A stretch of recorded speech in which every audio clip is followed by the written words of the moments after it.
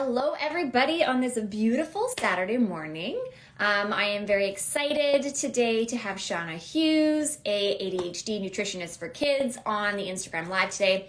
We are going to be talking about a whole array of things from artificial sweeteners, artificial colors, behaviors, food, nutrients, all those fun things. So we are just going to have Shawna join now. There we go. Hi, Caitlyn. Hi, Shawna. I was like, I pushed the button. It's not happening. No, it's really slow today. I don't know why, but here I am. Yeah, it's okay. It's Saturday. It's Yeah. the same for everybody. I was just telling everybody about who you are and how you are a registered health nutritionist for kids predominantly, and of course, with a focus on ADHD. Yeah. So we are extremely excited to have you here with us today because, of course, KidStar Nutrients, we focus on kids. And yeah, so it's going to be a wonderful topic of artificial colors, artificial sweeteners, behaviors, nutrients, the whole array. So we're very excited to have you. So thank you very much for being here today. No problem. Thanks for inviting me. It's always fun to share about what's really going on in the food industry and the supplement industry and what people need to know about and look out for, and how to make it a little bit easier for parents to choose products without wondering, is this the right thing? Am I poisoning my kid? Well, it is interesting you say that because, when you go to the grocery store, most of us think, these brands aren't trying to hurt us or harm us. So it must be okay. It must be fine. It's not a big deal. I shouldn't have to read all the ingredients. But, we do need to read all the ingredients. We do need to ensure that we are paying attention to what we're putting in our kids' bodies and our own, and that it's not always, everything's fine on that label. So I do think that it's really important. And you had I was on your website, and you had a great thing where you were saying, when I deal with families, I do not go straight to removing all the bad ingredients from their diet. You focus on making it a healthy, balanced diet, which is exactly what we want to talk about. Yeah. Yeah. And the thing is, so a lot of people, they're making that assumption. It's like, well, it's here and it looks healthy, and food companies aren't evil, and this is probably okay. And I think the issue is, especially with things like artificial colors and sweeteners, it's kind of like, yeah, kids are resilient. We're resilient, like humans, we can deal with a lot. But it's about that threshold too. Whereas if I eat something with a bit of color in it every day, that's probably not a huge deal. But if that compounds, if every time I'm eating, I'm waking up, I'm having cereal with colors and weird sweeteners, and then I'm having, my vitamins all have these colors in them, and then the snack, the granola bar, the cookie, the sauces you put on your dinners all have these colors in them. Then there's that compounding effect, and that's a threshold where it becomes quite a burden for our body to get rid of it. And then we'll talk about what that means. Oh no, but it's so true. And when you were talking, I was like, oh, there's so many things here that I just want to be like, yes. It's true. We always think about a balanced diet. You don't have to exclude you don't have to exclude this, you don't have to do that, but you do have to focus on making sure that those foods aren't the predominant aspect of your diet, so that when you do eat them, you're right, your body knows what to do, it deals with it, you move on, you have a great day. And that's really the biggest thing. Exactly.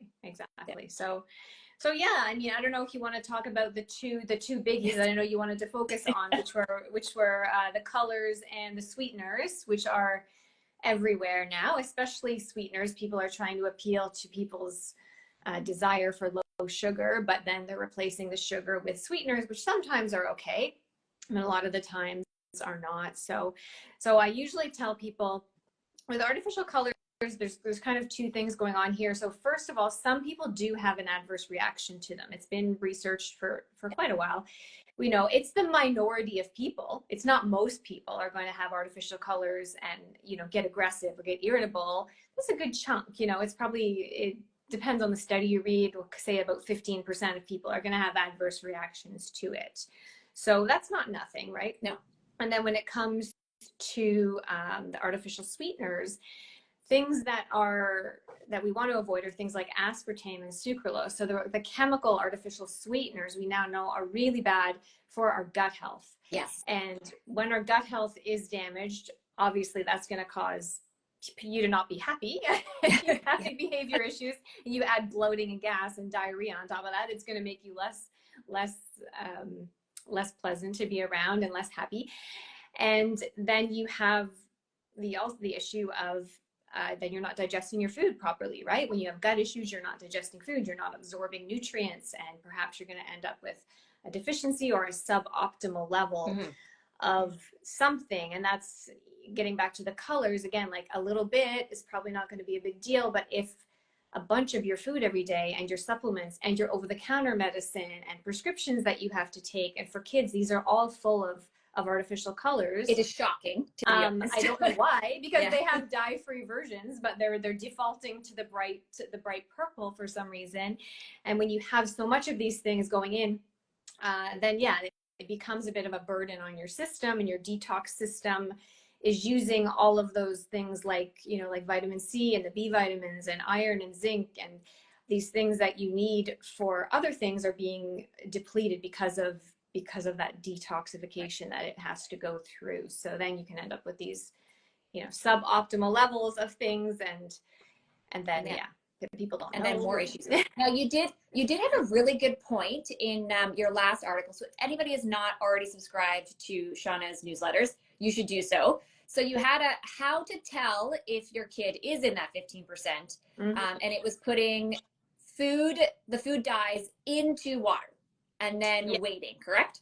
Yeah. So typically what people advise is because a lot of kids, especially if they have ADHD, will get really hyper and then will crash and get irritable if they eat something really high in sugar.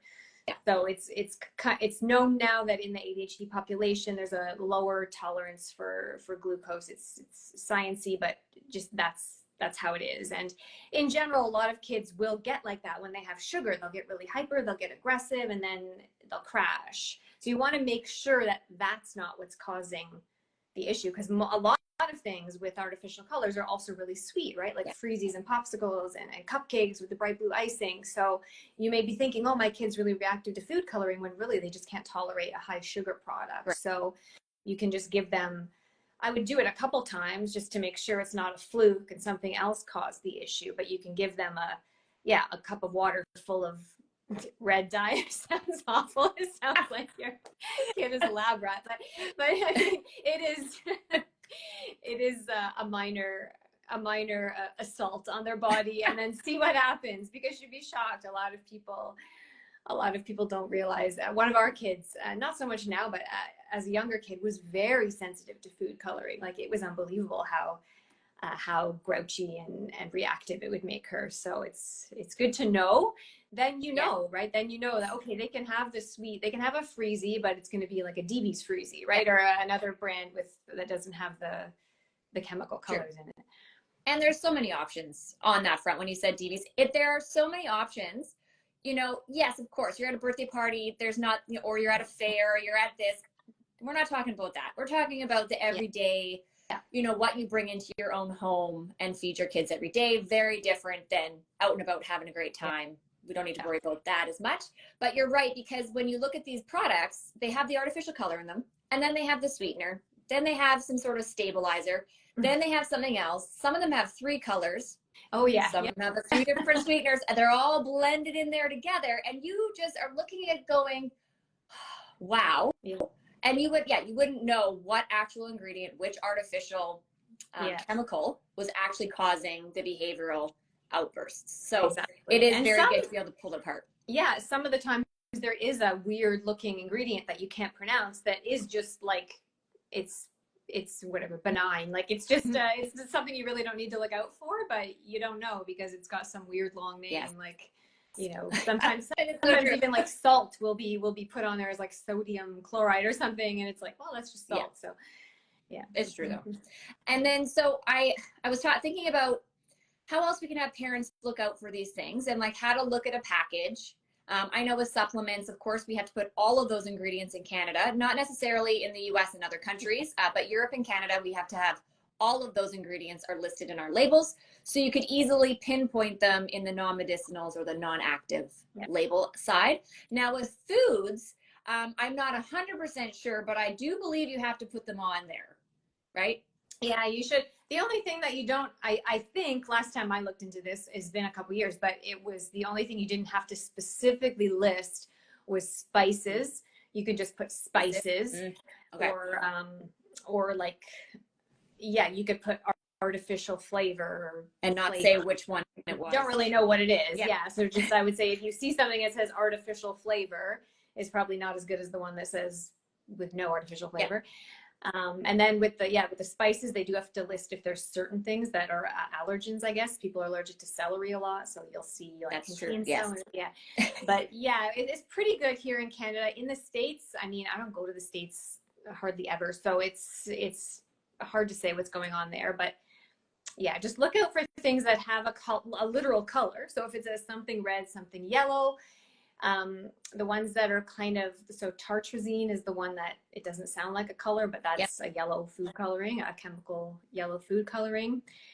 And it's unusual here, but in certain products, sometimes if they're imported from somewhere like Asia, so sometimes in the like Asian supermarkets, you'll get these little candies and it'll be just a number. It'll just be like a 6-digit number or 5-digit number. That's usually a color, an artificial coloring that they've just coated with a number. It's true. In Europe, they all start with E, and then they have numbers next to them.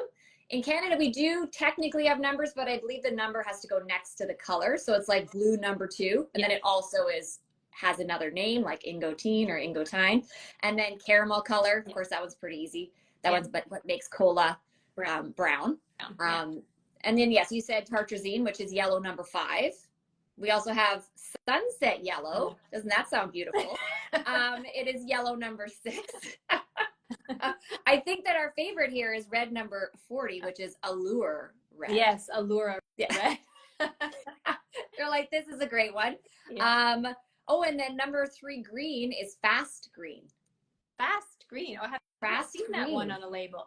I know. Fast green. That Maybe it's not banned in Europe, so it's probably why we don't see it a lot. That one is got some bad things attached to it. It's acting fast.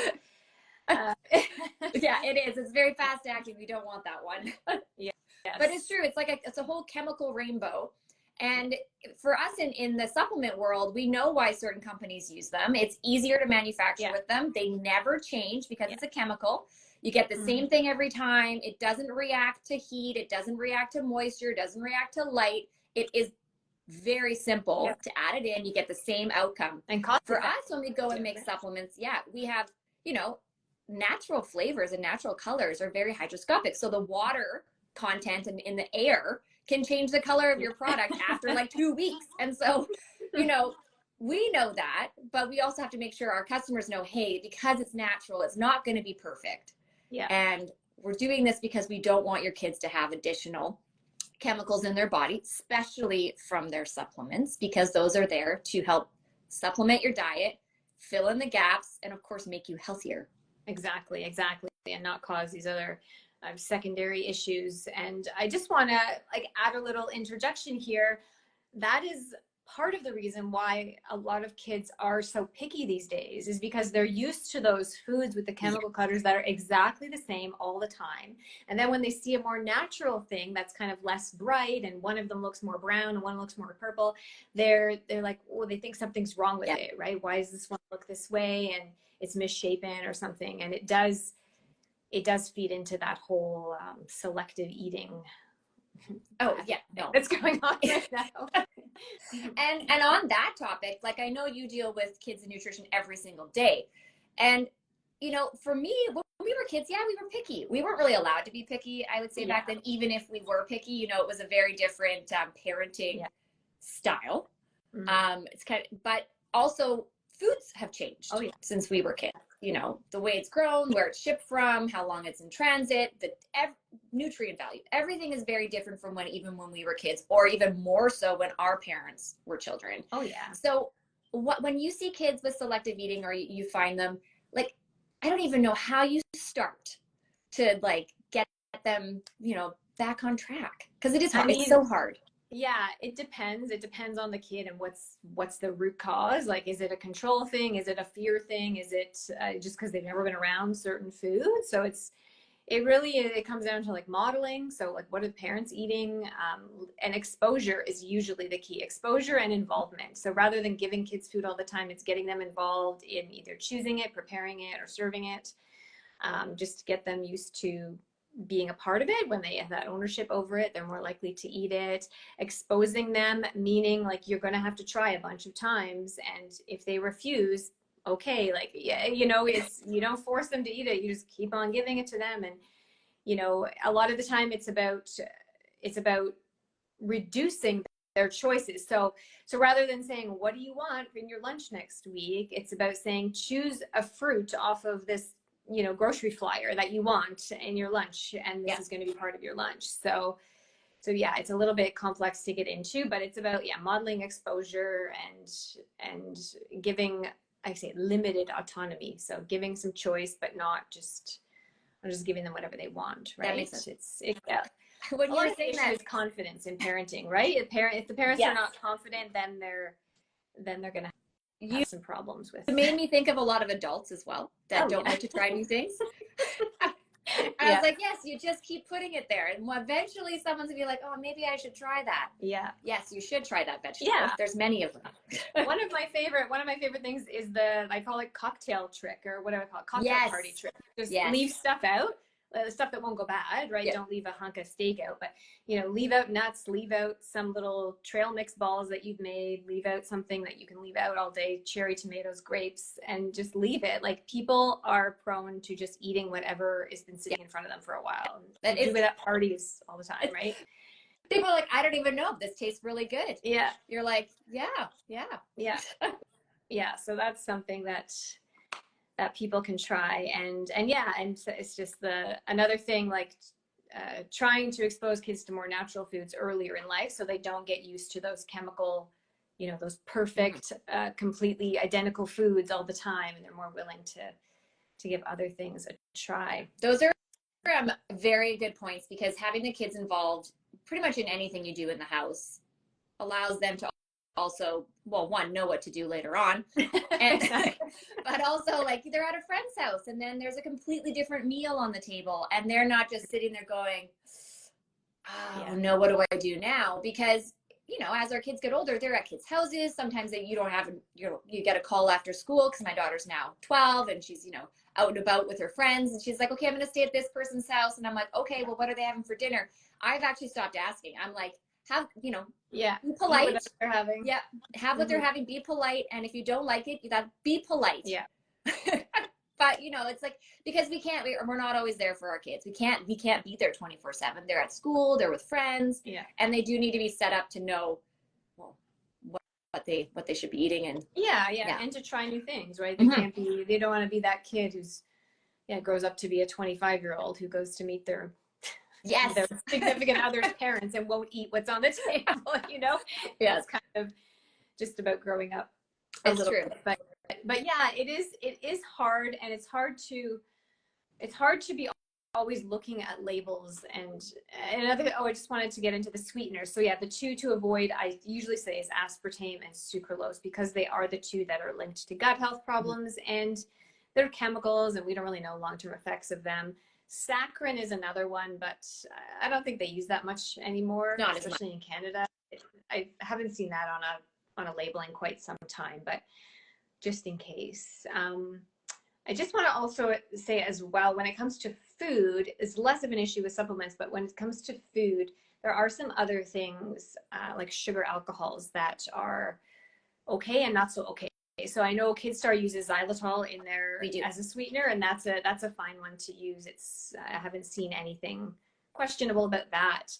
But erythritol became really not famous, but kind of trendy a few years back, and everyone was making all these keto desserts using erythritol because it has no calories and it's just as sweet, and you know, it's a miracle. And then, you know, it causes a lot of digestive upset. So I cannot eat anything with erythritol, or I will end up looking like I'm 5 months pregnant. Like, the bloating that it can cause some people is, especially in large amounts, like if you're eating a muffin that was primarily sweetened with that, it's definitely one to look out for. Not for everybody. I mean, well, no, and it does make a big difference. Like, even as you said, so if you're adding those things to foods, they're very high concentration and amounts, like the drink. So I was reading something that was saying how much like regular sugar our kids should be eating. So under 2, none, no added sugar. 2 to 18, it was like 6 teaspoons, which is less than 1 can of pop. Less than one can. Yeah. So like these are very, and then if you think about what now they're going to make let's say a bag of candy with anything, either an artificial sweetener, sugar, alcohol, anything, it is a lot. Yeah. So you do have to pay attention to what you're eating and how much is in it and what it's going to do to your digestive system, because you're right. These things, it's not, micrograms of something. Yeah. It can be grams or 5 or 10 grams of something to make it that flavor, and it can be very hard on bodies, and you're right, on the digestive system. I have had clients who have I'm thinking of one right now. She said, oh, I found these great protein bars, and what do you think of these? And she showed me the label, and I knew her kid had some issues with gas and stuff, and I said, absolutely not. They were full of erythritol. And she said, oh yeah, he has been really gassy. Like, I've noticed that now. It's like we're in a room together, and it's like, what's going on with this kid? I'm like, that's those bars. You need to get these other ones instead, because if you don't know and you see, oh, this is low in sugar and it's got this magic substance. Well, and that is even a topic on certain types of fibers. So some of them are very high FODMAP, very hard on your digestive system. And, it's almost worse. You feel worse afterwards. You're taking the fiber for all these other benefits, and then you have this horrible gas, horrible bloating, you feel horrible. And you're like, but I know I need the fiber. But again, not all fibers are created equal. So it's a whole other Instagram live there, Shawna. I know. The fiber issue is, it's another thing. And if your kid has digestive issues already, it does make things a little bit complicated for parents. So, I mean, I think when it comes to, we want our kids to avoid artificial colors and flavors, and we want them to avoid artificial sweeteners, but it is hard for parents to just go through their day-to-day reading labels all the time and trying to decipher what's in them. So I think a good approach is to have certain brands kind of in mind that, like, get familiar with a few brands for all of those. Like, it would be great if we were all eating natural, natural foods all the time, that they didn't have labels, right? Like, an apple's just an apple and a piece of chicken's just a chicken. But for the things that are packaged, that are processed, it's great to just have those specific go-to brands. And like with supplements, it's good to have a go-to brand. Like KidStar is a good brand. And for things that you don't make, like, I don't know, what do you not make? Fish oil. Do you make fish oil? No, you do. We only have we have the chewable fish oil. You have the chewable fish oil. Yeah. But for things not the high dose ADHD formulas. So yeah, it's the little blue. with the little balls, like the little tiny ones. But I completely agree with you. Yeah, you have to. We in the house, we have our favorite brands. Those ones we always stock. Yeah. And then you're right. The other ones we're not as concerned about because they're not our day-to-day. The day-to-day things, right? Like our safe, like our everyday. Yeah. You know what I'll do? Actually, after this, I'll put a comment below and I'll tag like all because I had some companies here to sort of bring people's attention to, because there are a lot of good companies out there now. There's a lot of companies trying to like scam people by saying they're healthy, but they're just like usually owned by Pepsi or Coke. They've just made a little subsidiary company that has like a farm on the label. Yes. And it's the same, right? But things like in Canada, you guys are in Canada, and so am I, and probably a lot of our followers are. Like, we have Made Good here, we have Healthy Crunch. So Made Good makes healthier versions of like, granola bars and what do you call it? Cookies, And they're at Costco, which is awesome. Yes. And they're usually pretty affordable, right? Yes. Especially when they're on sale. And then we have Healthy Crunch here that makes the trail mixes and granola bars. We have Camino chocolate, because chocolate often contains a lot of weird flavors and colors. We have like Nature's Path cereal, which I think is in BC. They're in BC. They're local here. A local company there. Yeah, like DB's Freezies we mentioned. Even things now like Pop. There's a lot of alternatives out there now. So our favorite is Crazy D's, which is from Toronto.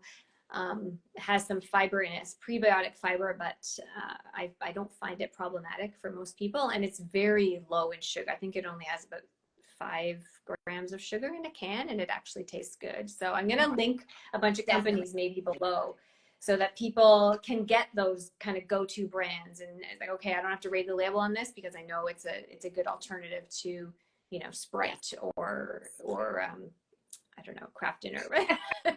It's true. So yeah, but it's true though, because the staples that, you know, we may have grown up on, they've also actually changed. Yes. So yes. some people say, well, I had that when I was a kid, but the ingredients have actually changed since we were younger, and it's not the same product. And that is also another thing where you kind of forget that if we're not paying attention, you may not have known that that had happened. Yeah. And you know, they're doing changes all the time as science comes up with these weird new chemicals to stabilize things, and also just to save money, right? There was a big article, kind of a semi-scandal last year about, I think it was the Quaker bars they had changed their ingredients. They had reduced the amount of cocoa in them so much that they couldn't technically be called chocolate anymore. They couldn't be called chocolate dipped. They were called like chocolate flavored coating or something now, because they've added just some like chemical instead. And yeah, you have to. There's an orange juice company that had the same problem. They weren't allowed. They were like, there's not enough oranges, actual oranges in this product. You can't say it's orange juice. And I'm sitting there going, wow, like this is insane. That, you know, it's funny that like it is orange occurring juice like product. Something that might look like orange juice. I know, it's very bad. So you know, with my clients, I try and tell them, like, don't go crazy reading all the labels all the time, because you can't, and you'll give up, right? After a few days, you'll just be like, nuts to this, like this is going to be what it is. But have those go-to companies. So I mean, I'll post some, and you can just see who I follow on Instagram. I think I follow all the companies that I buy from, the ones that are healthy anyways.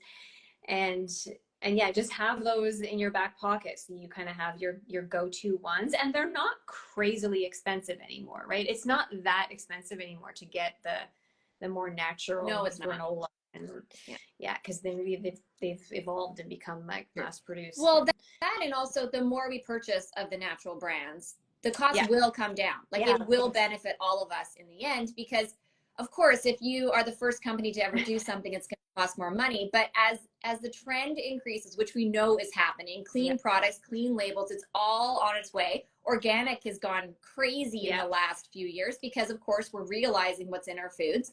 And the more we all are on the clean bandwagon and the good ingredient side, those prices will start to drop, because that's where all the economies of scale is going. So, you know, it's a community effort for all of us to help out these brands, and you know, it's where we need to be anyways. Buying local, buying good products. Yeah, hopefully it will become more mainstream, right? Hopefully the better products will become normal, and then the kind of weird ones will become. And I just noticed that we have a Nature's Source. Hello, Nature's Source. That is a chain actually over by you. Yep, I know. I've been there before. Hello, Nature's Source. And they also carry the KidStar products, and a lot of really good clean products at Nature's Source. So yes, great to have you on there. And I wanted to point out too, the Yucca app is a great tool for finding healthier foods. Okay, I'm gonna have to try that one. Thank you. The Yucca app. Yeah, there are apps now. Sometimes they're a bit hard to navigate, but yeah, I'll try that Yucca one and see. I just wanted to point out too, just specifically for supplements, because that's what you do. It's good to have a company like KidStar that you know and that you trust, because I've noticed two things happening. There's a lot of companies that are just selling terrible products. They're the least absorbable form of a nutrient. So different nutrients have better forms that your body uses more easily. And they'll have, you know, also a bunch of sweeteners or colors or something weird in them. So those are the ones to avoid also. But there's also companies that they'll use the more absorbable forms, but then they're full of like colorings and sweeteners. And so it's kind of like, okay, I want the absorbable form, but I don't want that. And then there's other companies on the other side who are saying, we're clean, we're organic, we're only using natural sweeteners. And then you're looking at the actual vitamins, the active ingredient, what they're called. It's the bad forms or not enough amounts. It's like the same as eating one blueberry of vitamin C. And sometimes you're thinking, how can this even be labeled as a vitamin C supplement? So it's good to have a company like KidStar, or it was like Nutricy, I think is the higher potency of fish oil that doesn't use any weird ingredients, but also is using an active form that's strong enough to actually have an impact on your kid's health, right? No, and I 100% agree with you, obviously. But it's also because, you know, as a parent, when I was looking for stuff for my own kids, and I kept thinking, how is this product that's meant to make my kid healthy have this in it?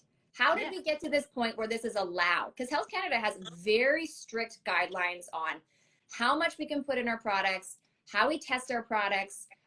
It's an amazing program. So like, we know that if there's an NPN on that product, it has been thoroughly looked over. The testing is there. It's a safe product. Yeah. It's a very different system than many other countries, but they still allow some artificial colors and flavors to an extent. There are of course levels that they can't have, but they're still allowed. And I do think that there needs to be a movement in the natural health industry to not have these ingredients at all allowed in our products, and especially products for kids. Yeah, it is. It's true. It's disturbing, but yeah, I mean, I think it's interesting in Canada, we're kind of like sort of American and sort of European. So we end up, I think we have like stricter guidelines than the States, where it's kind of a Wild West going on down there. And then we're less strict than Europe, where, you know, you've been to Europe lately, and so have I, and it's quite a bit different. You'll see far fewer additives to the processed foods over there. So I'm hoping that we lean into that a bit more, and things get a bit more strict here, and hopefully in the States too. No, I agree. But yeah, no, it's true. There's no downside to having better products. I know.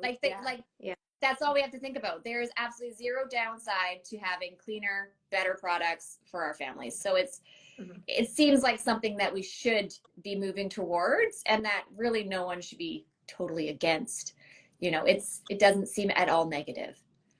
Yes, but agreed. We'd have a very I think we'd have a very different population too if we were all and even eating the way that our grandparents ate. It would be a very different. Yeah. It'd actually be interesting to see, actually, if we could do a little mini study on that to see what would happen. Yeah, it would be, Well, I mean, we know that countries where there are less processed foods, they have healthier, all the blue zones, right? If you see the places where people are very healthy into their 80s, 90s, and 100, it's all, not necessarily entire countries, but your regions of countries. There's one down in, I think, Peru, and one in Costa Rica, and one in Japan, where they have like a very natural, low processed food diet, and they see far fewer levels of all diseases, right? It's not just diet, but it's true. Yeah, but it's pretty amazing. So our time is almost up. I wanted to say how thankful I am. There are actually so many more topics that were on my little sheet that we're very close to getting to. So on our next one, we will have to cover those. Because it is always wonderful having you on for our Instagram lives and learning more about you and what you do and the clients that you see on a daily basis, and of course, health and nutrition in general. So I wanted to thank you again. So everybody, make sure you do follow Shawna Hughes and Nutrition. We will put in the comments the tag so that everyone knows where to find everybody, and to make sure we subscribe. Yeah, sure. Yeah, so I'll put all the kind of go-to companies so that people can be a little bit less overwhelmed, right? So at least you'll have some products. You'll say, okay, I can get my basics from these companies and not worry about reading labels for 45 minutes the entire time you're there. Yeah. Okay. Thanks so much, everybody. Have a great weekend. Talk to you soon.